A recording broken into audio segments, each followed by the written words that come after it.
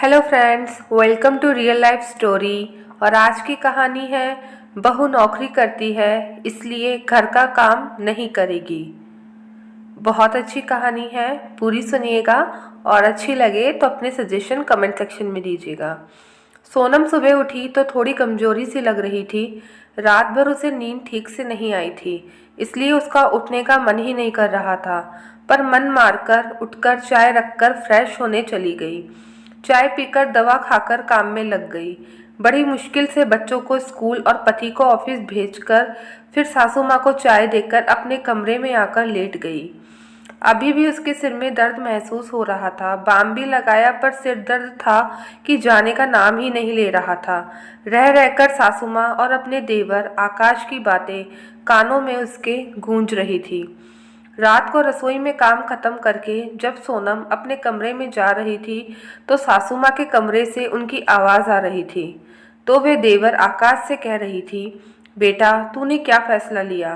तब देवर ने कहा, मम्मी मुझे तो शिखा से ही शादी करनी है और शादी के बाद वह नौकरी नहीं छोड़ेगी, पर शिखा घर और बाहर की जिम्मेदारी निभा लेगी। सासू माँ थोड़ा सोचते हुए बोली। तब आकाश ने कहा, मम्मी जैसा चल रहा है वैसा ही चलेगा। भाभी तो घर संभाल ही रही है और एक इंसान के बढ़ने से कितना फर्क पड़ जाएगा। नहीं बेटा, अब और बाद में अंतर हो ही जाता है। अभी तुम अकेले हो तो परिवार में ही आते हो, पर शादी के बाद शिखा और तुम्हारा अपना परिवार बन जाएगा। अपने परिवार की जिम्मेदारी तुम्हारी और शिखा की है। तुम लोगों को मिलकर जिम्मेदारी निभानी होगी। मैं सारी जिम्मेदारी सोनम पर नहीं डाल सकती। शिखा को भी घर के कामकाज में हाथ बटाना होगा। और आकाश तू सब कुछ सोचकर ही फैसला लेना। अरे मम्मी सब हो जाएगा, आप चिंता मत करो। आपको शिखा पसंद तो है ना? वह बात नहीं है, मेरे लिए दोनों बहू बराबर है। सोनम अब तक सारी जिम्मेदारी अकेली ही चुपचाप निभा रही है, क्योंकि जब परिवार बढ़ेगा तो घर की जिम्मेदारी भी बढ़ेगी। उसे अपने बढ़ते बच्चों की जिम्मेदारियां भी निभानी है। बस मैं इतना कहना चाहती हूँ, अगर नौकरी वाली लड़की से शादी करनी है तो अपने परिवार के प्रति जिम्मेदारी भी निभानी पड़ेगी। जो भी करो सोच समझ कर करना। ठीक है माँ, मैं शिखा से बात कर लूँगा। जैसा आप कहोगे वैसा ही होगा। शिखा और आकाश एक साथ एक ही ऑफिस में काम करते हैं और आकाश को शिखा पसंद थी। सासू माँ को शायद शिखा की नौकरी करने पर ऐतराज था, इसलिए वे आकाश को समझा रही थी। पर आकाश ने शिखा के साथ शादी करने का मन बना लिया था। सोनम को भी लग रहा था कि शिखा के नौकरी करने से उस पर काम का अतिरिक्त भार पड़ जाएगा। पर उनकी बातें सुनकर सोनम रात से ही सोच में पड़ गई थी, इसलिए उसे ठीक से नींद नहीं आई थी। क्या बात है सोनम बहू, आज तुम्हारी तबीयत ठीक नहीं है क्या? तभी सासू माँ की आवाज़ सुनाई दी और हाथ में चाय और बिस्किट लेकर सासू माँ उसके कमरे में आ गई। तब सोनम ने कहा, अरे मम्मी जी आपने क्यों? मैं आ ही रही थी, बस ऐसे ही सिर में दर्द हो रहा था इसलिए थोड़ा लेट गई। तब सोनम की सास ने कहा, कोई बात नहीं बहू, तू तो रोज ही काम करती है। आज मुझे लगा ही था कि तेरी तबीयत ठीक नहीं है, इसलिए मैं चाय बना लाई। तू चिंता मत कर, अब बहुत जिम्मेदारी निभा ली तूने। अब जल्दी से ठीक हो जा, देवरानी लाने की तैयारी करनी है। अब तुम दोनों मिलकर इस परिवार की जिम्मेदारी निभाना। चाय का कप पकड़ाते हुए सोनम से उसकी सासू माँ ने कहा। आकाश तो शिखा से ही शादी करना चाहता है और वह नौकरी करती है। नौकरी के साथ घर जिम्मेदारी कैसे निभाएगी? सोनम कुछ सोचते हुए बोली।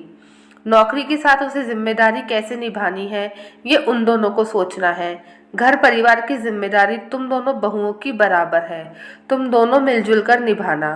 सासू माँ मुस्कुराते हुए बोली। शिखा नौकरी करती है तो इसका मतलब ये थोड़ी ना है कि वह घर का काम या घर की जिम्मेदारियां नहीं निभाएगी। जैसा इस घर में तुम दोनों बहुओं का बराबर हक है, वैसे ही इस घर के प्रति तुम दोनों की जिम्मेदारियां भी बराबर है। अभी शिखा को सोचना है कि वह नौकरी करते हुए कैसे घर को संभालेगी और सामंजस्य परिवार के सदस्यों में स्थापित करेगी। बस तुम तो जल्दी से ठीक हो जाओ और अब देवर की शादी की तैयारियां शुरू करो। ये सुनकर सोनम सासू माँ के गले लग गई और बोली, बिल्कुल मेरे देवर की शादी है तो ठीक तो होना ही पड़ेगा। सोनम सोचने लगी, सासू माँ कितनी सुलझी हुई है, कितनी आसानी से उन्होंने आकाश को पहले ही उसकी जिम्मेदारियों के बारे में बताकर परिवार को टूटने से बचा लिया।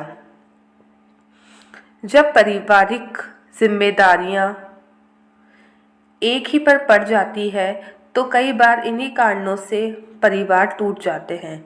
मैं कितनी भाग्यवान हूँ जो मुझे ऐसी समझदार सास मिली। दोस्तों, हम अक्सर सुनते हैं बड़े बहू बेटा छोटे बेटे की शादी के बाद अलग हो गए।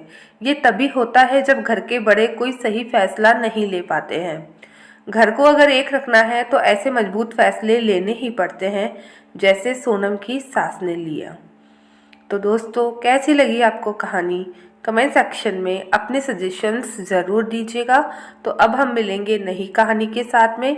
तब तक अपना अच्छे से ख्याल रखिएगा।